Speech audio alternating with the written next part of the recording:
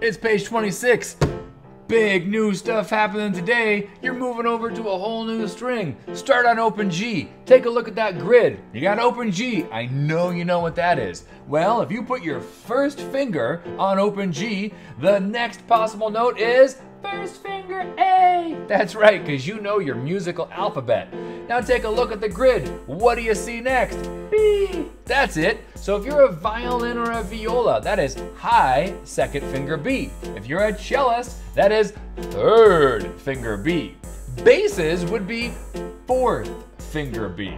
But the basses are also fancy. They're not even learning this string today. The basses are learning their open A and open E string. Pretty exciting stuff. So for the basses, if you're on the A string, you have open A, first finger B, and then fourth finger C sharp. That's right. What's your second finger? Well, it says it's C. That's right. It is B, C, C sharp. Now I want to remind all basses, obviously this one I shrunk in the dryer. When you play, your first finger is kind of on its own and your second, third, and fourth finger work as a unit. So from your first finger B to your second finger C, you're gonna feel a stretch. Then when you drop your third and fourth finger down, it'll work as a unit to play C sharp. Remember, the bass hand position is different than the cello hand position. Alrighty, then you also have your E string, don't you? So you go all the way around the bass, get your hand all the way around to open E, and you have open E, and then if you put your first finger on the E string, that note is F sharp. Put your second finger down like the picture says, and that note is G. Now if you did put all four fingers down, what note would that be? G sharp. That's right, you guys are quick. Nice job. Now, for the violins and the violas and the cellos, we have open G, first finger A, then we have B, violins and violas, or B, cellos, and what comes after B? C, A, B, C. Easy as 1, 2, 3. That's right, violins and violas, you have first finger A, second finger B, third finger C. Cellists, open G, first finger A, third finger B, and fourth finger C. That's the big stuff that you have to learn on this particular page of music. They're also introducing a brand new key signature. This key signature is going to change the map of the notes that we play. Since we're mostly going to be focusing on these lower notes, we're going to go down to only one sharp. That's right, one original hashtag. So you're used to this little fella, a clef, followed by one sharp, two sharps. You've seen that a lot. This was an F sharp, and this was a C sharp. Huh. Well, this one is gonna stay an F sharp, but we're just eliminating the C sharp. So your new key signature only has one sharp in it, and that means that every F that you see will be an F sharp. Everything else will be natural. The scale that this is referenced to, the key signature, is G major. We're going to be learning our G major scale. G, A, B, C, D, E, F, sharp, and G. Notice everything's natural except for the F sharp because of the key signature. Exciting times, kids. Let's get ready for number one. Here we go. I'm going to go ahead and play this on the piano. You're going to join me. You can either say the note names as you go, you can clap, you can pizzicato, you do you. I'm going to play through the exercise and say the note names. Here we go. 1, 2, page 26, number 1, and a rennie, and ow! G, G, rest, rest, A, rest, rest, B, B, rest, rest, C, C, rest, rest, C, C, rest, rest, B, B, rest, rest, A, rest, rest, G, A, G. Let's skip the repeat. If you need to go over those notes again, all the answers are on top of the page. It says the note, the name, and the finger number that you need to use to play that note. So it's on you. Make sure to put in the time to learn these new notes because we're going to use them a lot over these next few pages. Look down at number 2. Hey, what'd I tell you? G major scale. You see it right there? G, A, B, C, D, E, F sharp, and G. If you look in the book, you'll notice there's one sharp in the key signature. Let's try playing it, shall we? We have half notes. Let's make sure we play for a full value. 2 full beats per note. Here's page 26, number 2. Say the note names, play the note names, whatever you need. Here we go. 1, 2, ready and go. And G, A, B, C, open D, E, F sharp, G, G, F sharp, E, D, C, B, A, G. Highly recommend that you practice this scale over and over and over again until you are very comfortable placing your fingers accurately on the string. It's going to feel a little bit different because you have to widen your hand and bring your arm around just the smallest fraction to make sure you're still on the tips of your fingers. Now for violins and violas, it's a small change. Cellos, bring that arm forward so you can reach these lower strings, and basses, everything is a giant experience for you. So bring that arm around the bass so you can reach all the way over to the E string. Let's move on, shall we? Next up, page 26, number 3. What are those things? Eighth notes. We learned that on page 24. Good memory. Eighth notes. Why do you think we might be doing this? Well, to learn the new notes and utilize an old skill. That's right. We're going to use old skills with new ideas. We're going to mix them together. Makes everything a little bit harder, but still manageable. Here's page 26, number 3. You can say the note names, you can clap the rhythms, you can try doing pizzicato, or go ahead and play with me. And if you would like to do it again, you know what to do. Rewind. We're here. Over and over and over again. 1 and 2 and ready and go. And G, A, G, A, B, B, A, B, A, B, C, C, B, C, B, C, D, D, A, B, A, B, G, G. Added bonus, if you notice that 4th finger D, how might that work on this new string? Probably the same way. Yeah, the same way. Please remember, when you see a 4th finger, it is a suggestion. So you could play open D, but you can also play G, A, B, C.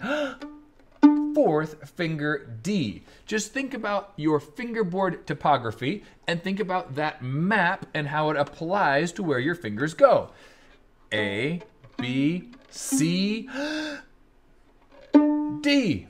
Well, there you go. So, of course, if you have a hard time reaching, it might make you think, I'm going to play open D instead. Well, it might be that you got to collapse candy cane. Bring that wrist open, bring those fingers up on top, bring the elbow around the instrument, and allow for the freedom of movement in your neck and your shoulder and your jaw. It would allow for you to get around the instrument. Almost nothing is in a fixed position when you play a string instrument, so allow for mobility as you move around the instrument.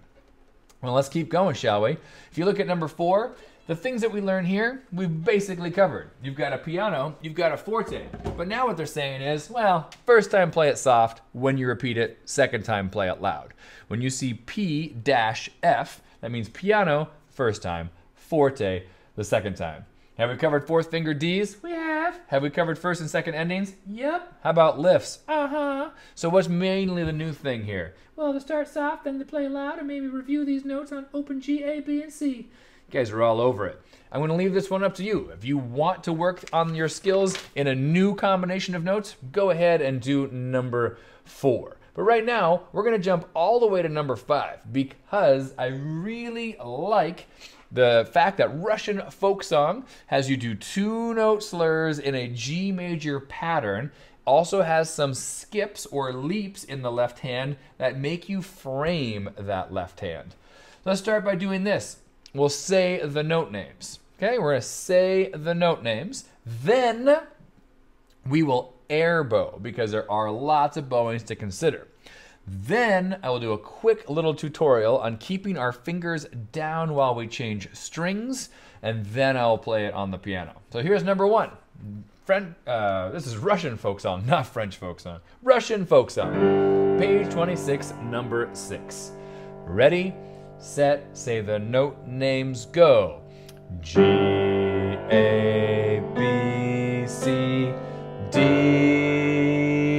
G, E, F sharp, G, E, D, B, C, C, C, B, B, D, B, A, C, A, G, D, C, C, C, B, B, D, B, A, C, A, G. Done. Weird little thing there at the end. For some reason they used a tie instead of a dotted half note. But either way, it's worth 3 beats because a half note, 2 beats, plus a quarter note, 1 beat. Put it together, you got 3 beats for that final note. Okay, that's saying the note names. If you have to go over that again, that's normal, that's okay. You do you. Say the note names as many times as you need. However, I'm going to airbow. This time, I'll go ahead and use this Expo pen. Ready? 1, 2, airbow, and down, up, down, up, slur down, slur up, down, up, all separate. Down, up, down, up, down, up, down, up, down, up, down, up, down, up, down, up, down, up, down, up, down, up, down, up, down, up, tie, 2, 3, rest. Okay, before we keep going, I want to remind you of a few things. You can definitely avoid this next skill, but here's an opportunity to once again build it. When you see a dashed line in your music, like between measures 4 and 5, that means they're suggesting keep your fingers down. This way your hand is framed. And you're not lifting in between like this, which is less successful most of the time because you're dealing with leaving the fingerboard and returning to the fingerboard. And when you have fast string crossings,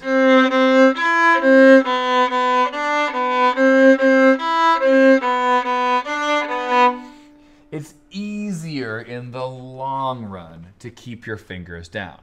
Right now, of course, it's slow enough and probably simple enough where you could lift your fingers. But the point is to learn this skill now so you can build it in before you deal with music that's so challenging that it's hard to add the technique. So I would recommend practicing just the measures with the dashed line, playing C and E at the same time.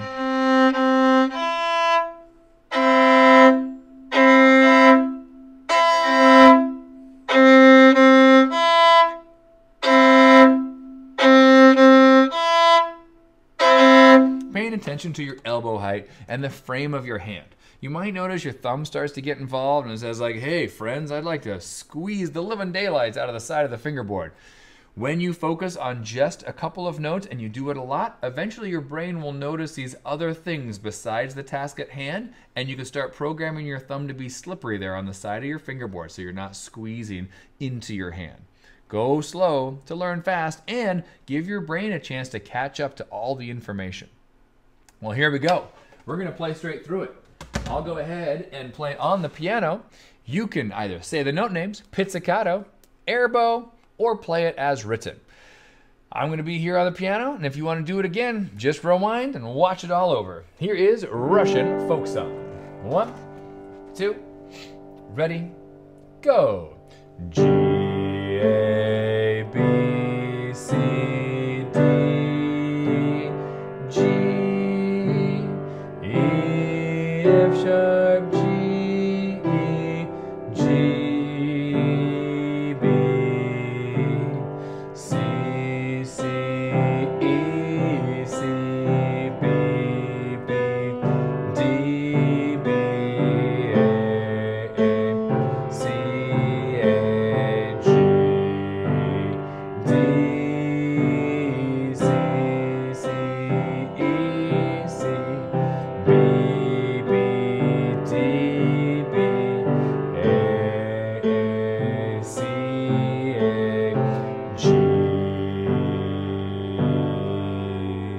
Done. That's Russian folk song. That's also page 26. All these new notes are going to get repeated on page 27, but they start to add more elements. On page 27, you're going to have new time signatures, upbeats, accents, different tempos, ritardandos, and the divisions of the bow. So hopefully on page 26, you do lots of practicing of saying those note names to get you ready for adding more skills on page 21. Page 21, not even close, on page 27. Thanks for watching. Thanks for practicing. Remember, if you practice every day, by the end of the year, you'll be taller.